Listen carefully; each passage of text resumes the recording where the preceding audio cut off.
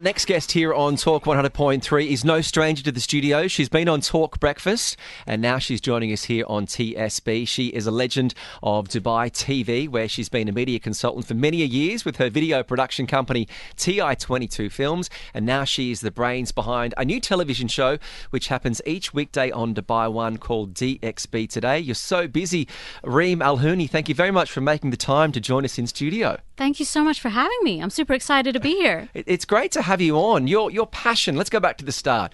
Where did your passion for film and TV and video come from? Oh my God, such a long story, but I grew up totally obsessed with the world of film and TV. And to be honest, it started with my very first internship at the age of 16 when NBC was still based in London. And I still, to this day, remember that experience of walking into a TV studio for the very first time and realizing, oh my God, this hobby of mine, watching TV, can actually become my profession. And it's been an obsession ever since.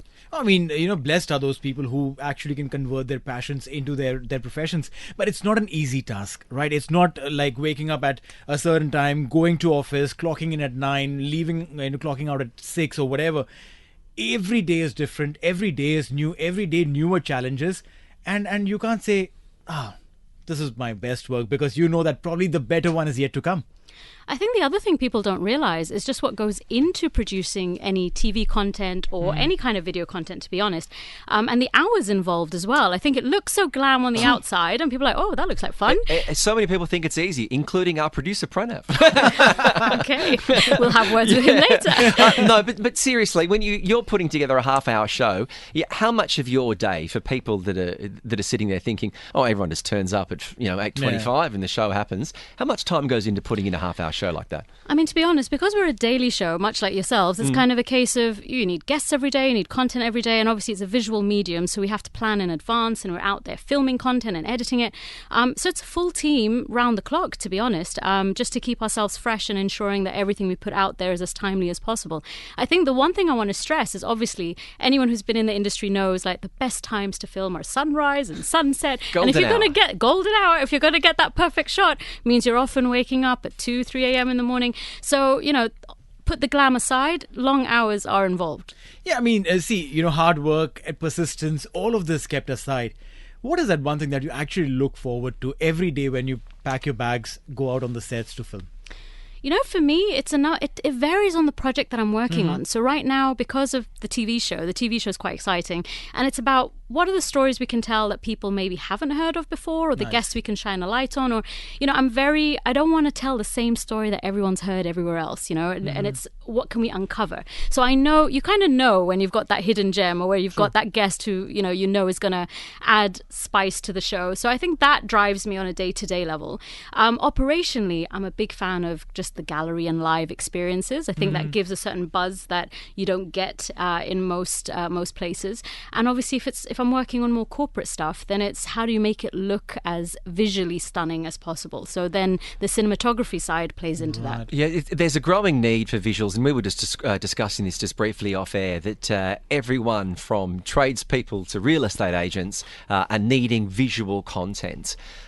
How hard is it for some people? Because I'm someone who, I do a lot of things between it's gigs or hostings, but I still sometimes find it hard to do a video. We all do, but we get a block. Oh, it's not good enough. Oh, we'll try a few times. What's your advice for someone who might be in that position where they understand that it's important, but they've got that blockage? Honestly, I am so passionate about this topic because I genuinely feel everybody out there needs to be producing video content. It really doesn't matter what level of experience you have or what industry you're in. And you'd be surprised to hear, I'm going to ask you guys, do you know the number one industry that actually benefits from video right now? If you were to guess, what would it be? Real estate. Oh, I'd say real estate in this city. Medical, because the first thing you're going to do if you're going to check out a hospital, a doctor, you're going to Google. And then you're going to Google and you're going to want to see what the facility looks like, what the doctors have to say. It adds a whole level of credibility that you can't find just by, a document. But when you see it on video, that credibility level increases. And even more so, not just industry, I think it's seeing the CEOs themselves on camera. And I see so many people who are just too shy. They just maybe haven't jumped over that hurdle or given it a go. But the percentages are crazy. crazy. It's as high as 77% of people who are more likely to do business with you if they've seen you on camera. Because going back as a kid, I can remember Richard Branson when he was at his height. He was the high-profile CEO, did the cool stunts, had the private island, and everyone wanted to be associated with his Virgin brand wherever it was. And now we look in almost every business, from Elon Musk to Bill Gates to whoever it is, to Steve Jobs when he was running Apple. You had to have a visual presence in order for the market to believe in your product. Totally. And I mean, I'm obviously very passionate about video, but it stems way beyond that as well. It's the importance of growing your personal brand. And I think just the consistency of being out there, sharing your message. And that's why I often tell people it really doesn't matter what industry you're in. You are an expert in that field. So how do you now take your knowledge, embrace your niche, and start sharing that with others? Because there are going to be people who want to learn from you, and you just have to start getting yourself out there. But it's easier said than done, to be very honest, right? I mean, we probably have a little bit of an advantage of being in the industry for a few years now, so that we can say, oh yeah, it's just a microphone, turn it on, we'll talk, turn the camera on, and we'll go on the roll. But for someone who's probably coming from a very different field, medicine, for you mentioned that, right? A doctor who studied years to master every single ailment and you know, the procedures to take care of human beings, now has to learn something new.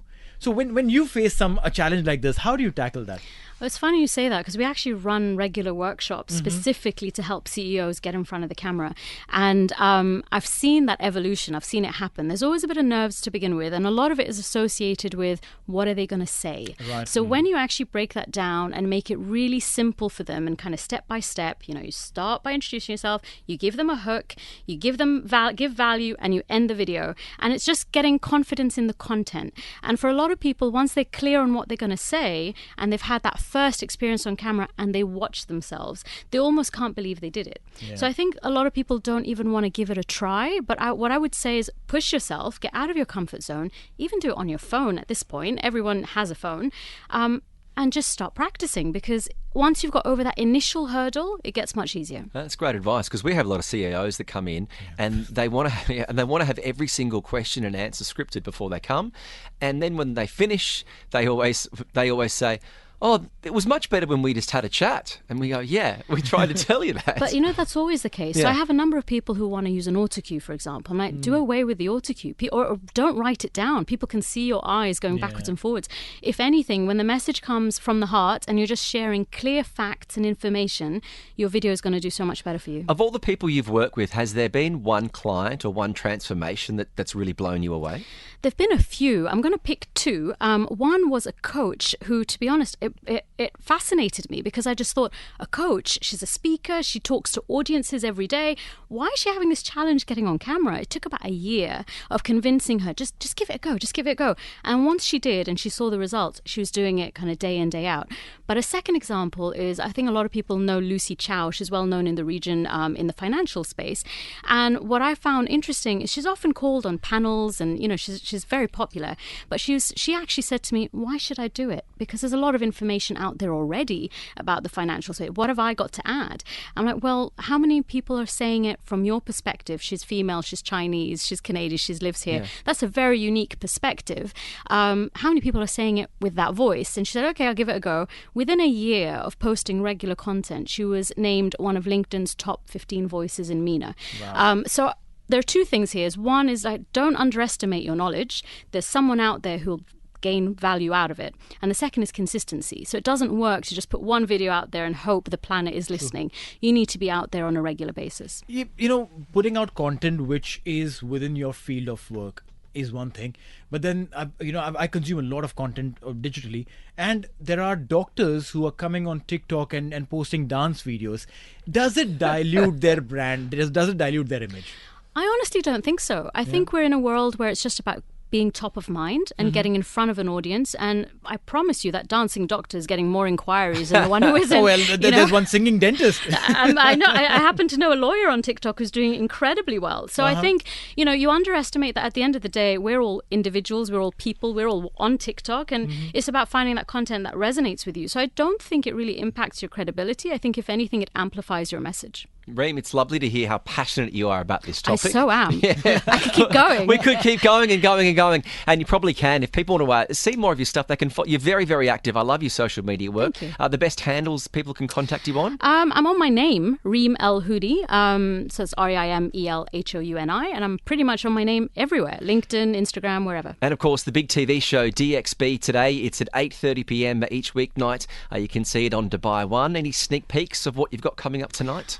Ooh, tonight. You're going to have to tune in. It's Okay. only a few hours away. We'll have to but find- I can tell you that we have an exclusive interview with Hans Zimmer, which is very exciting. Oh, He's he's- a big name in town. Yeah. Yep. So we've got a big two-parter. Half of it's on tonight, half on Monday, but it's one worth tuning in for. Yeah, his music is phenomenal. Even Pranab, when he was supposed to be working, was listening to his songs. So well done. And that's a great exclusive to get. Reim, thank you very much for coming in and sharing part of your story. And don't forget, DXB Today, 8:30 p.m. each weeknight